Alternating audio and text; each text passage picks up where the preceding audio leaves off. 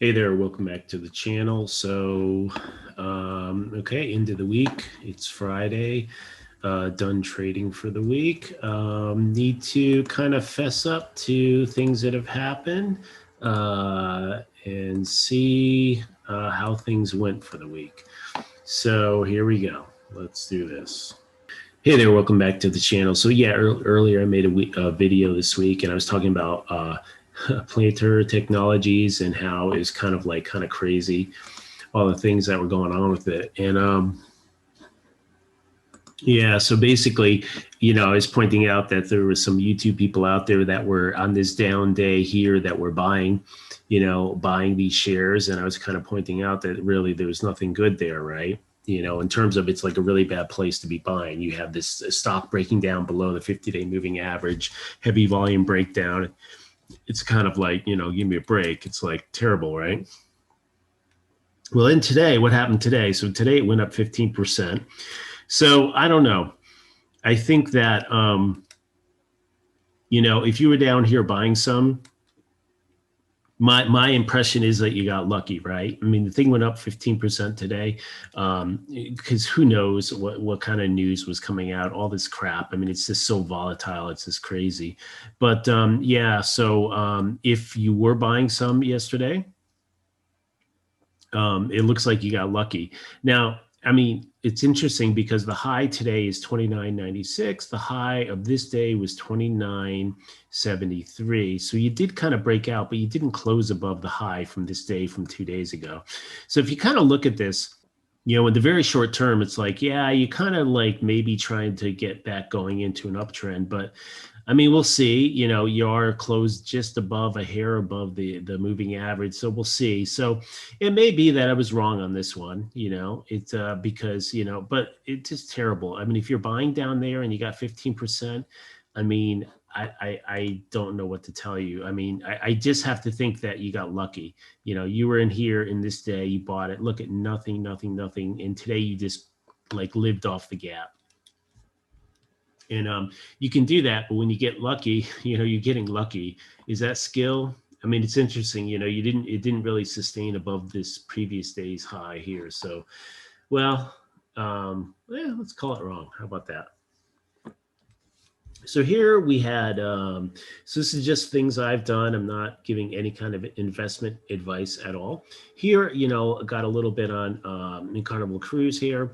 I bought it here when it broke above, and then I sold it here, and I actually sold it up in here a little bit at 1342. No, I sold it at 2360 something. So I sold it, yeah, somewhere right around there. And then, but today it kind of went up more. So this is kind of, so what do you say about this? This is like, okay, look, I made a profit on it, so that's good. So that's a good part of it. The second thing, though, is like, well, what did I just get out too early? Should I have given it more time? I mean, this was a terrible close on this day. This is just terrible. Look at that bar, just like a huge top wick. And, if it had closed near the top of the range, it would have been better, but it wasn't. So, and then you had a doji the next day. So, and then today it's another thing where, look, we really got lucky. So I don't know. I consider, I mean, I get the point where it's like, look, you can hang on a little bit longer. So this may have been a case where maybe take some, but leave some on to hold on a little longer. Maybe that would have been better. And maybe that would make some sense. But so that one's kind of a split, kind of, maybe I'm wrong again. Now, here's another one, this trade desk. Well, here's the thing. They came out with earnings today. It was better than expected or whatever. So here I had bought it on this day on this breakout. As I was saying before, it just kind of never really went anywhere. It just kind of, and then I just gave up and stopped it, just sold it. And I think I made maybe a tiny bit of money, or I didn't really lose anything. So it's like, fine, but I did miss out on today. So today we had this big run up. The thing is, what's going on here? Should I have held? I don't know. It's really hard because you hold into earnings like this. This was earnings. Like, there's so much volatility on earnings that, it's just almost a losing proposition. So My thoughts are on it that, like, look, if I'm entering, so basically I'm entering a position, I'm recently entering a position, I don't want to be hanging through earnings because, like, I don't have enough gain. Like, I don't have enough to lose. Right. It's just, it's so, I mean, there's no reason why this couldn't have gapped down into the 500s. I mean, you see this all the time with these super volatile stocks, and you never really know. So if this was a stock that I had been holding for a year and I had it down here, then yeah, it would make no, I would not sell. Right. If I was like, okay, this is a long-term position and I invested in it, yeah, I wouldn't sell. But since I'm trying to enter up here, like, I'm not going to take a chance going through earnings. That's just me. That's just kind of how I look at it, because it's just, crazy basically.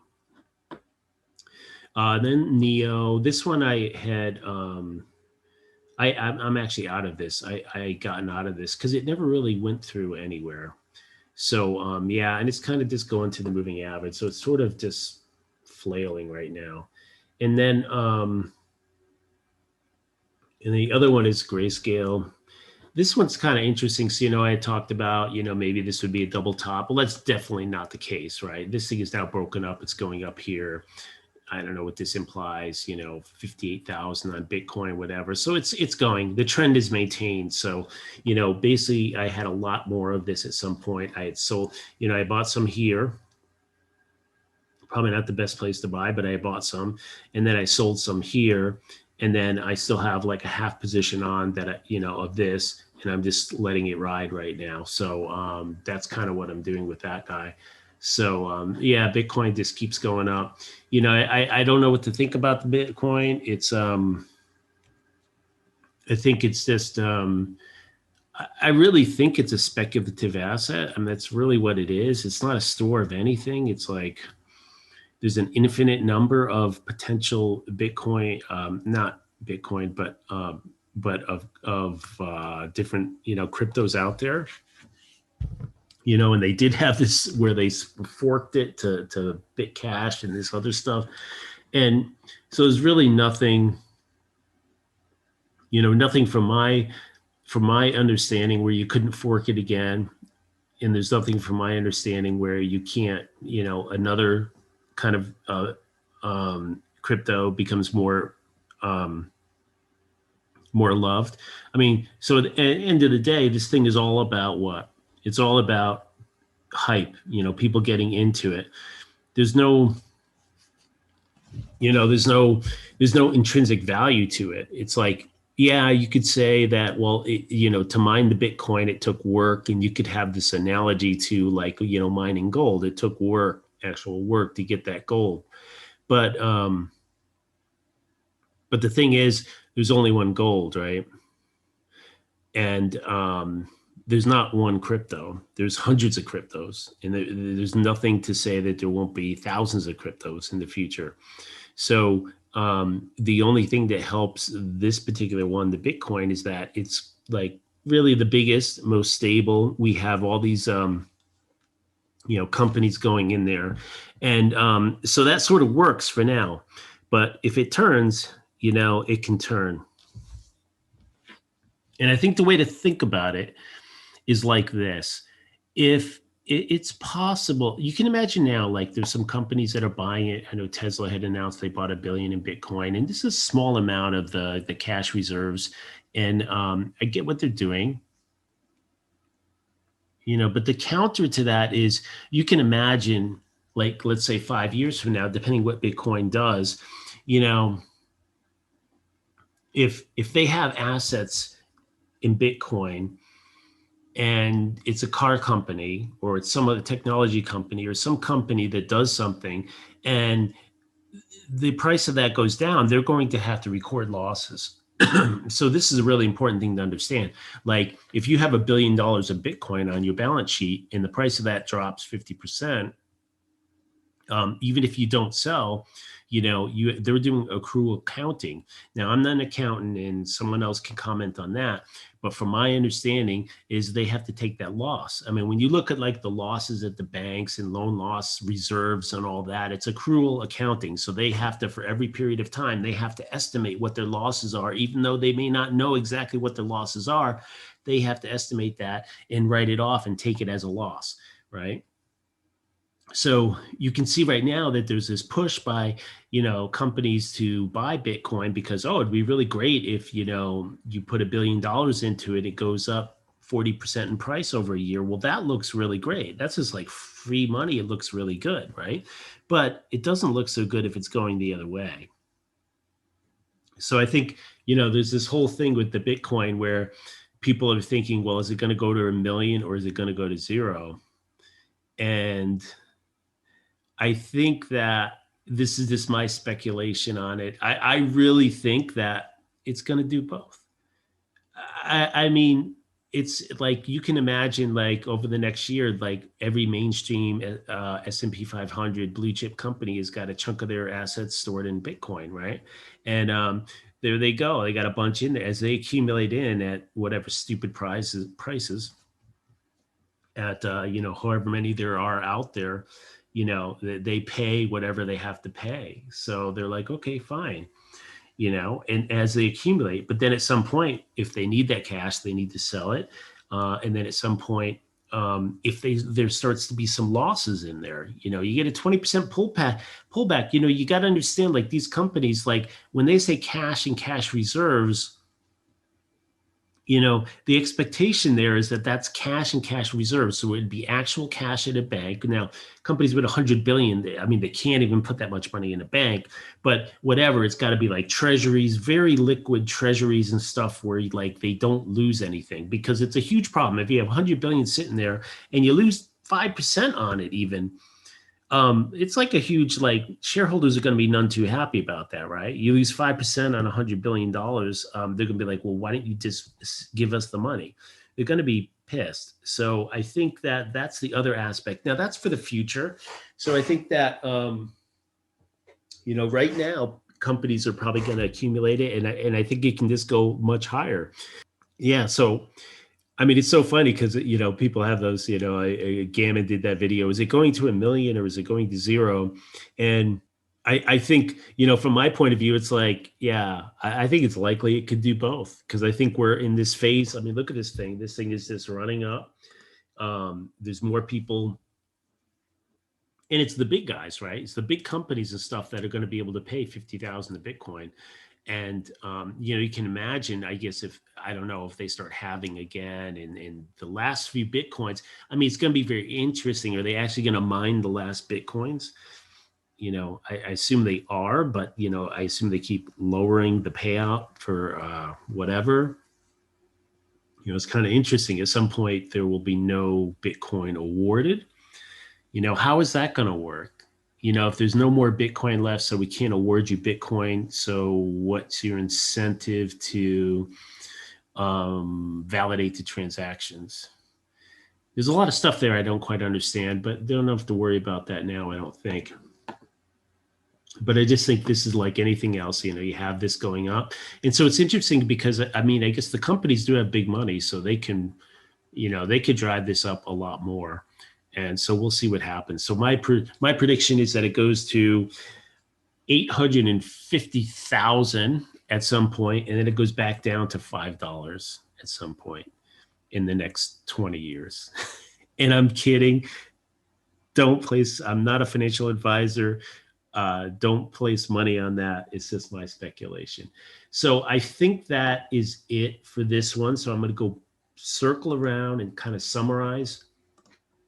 We have, some of these high beta stocks, and we're looking at it, and like, I still think it was a low percentage play to be buying yesterday, a bunch of this stuff, very low probability play. And yeah, you got lucky, but lucky doesn't make you smart. So just pay attention to that. So that's one. I didn't have the thing.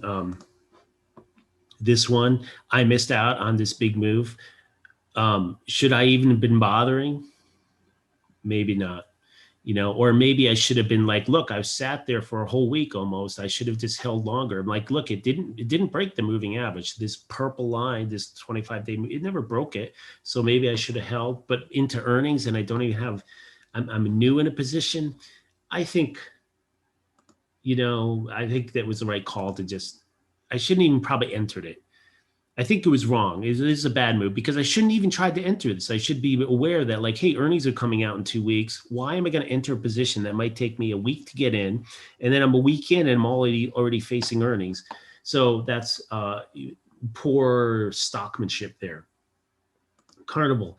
I think this one, you know, I shouldn't have done an all move. Now, see, I had a very small position. You know, for me, it is 300, very small position. So I should have taken a measured approach. When I sold, I should have sold half or something like that, as some money management thing, and left a little on for a little bit longer. And then I could have caught some of this. And then I'd maybe sell it, you know, sometime next week, you know.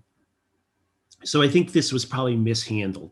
So I think that we have to, you know, kind of deal with our money management, do a little better job of that, not do all or nothing. And the problem is this is a very small position. So I still thinking like, oh, it's just a small position. I don't want to deal with leaving some on or not leaving some on, but I should always maybe do that, maybe consider doing that.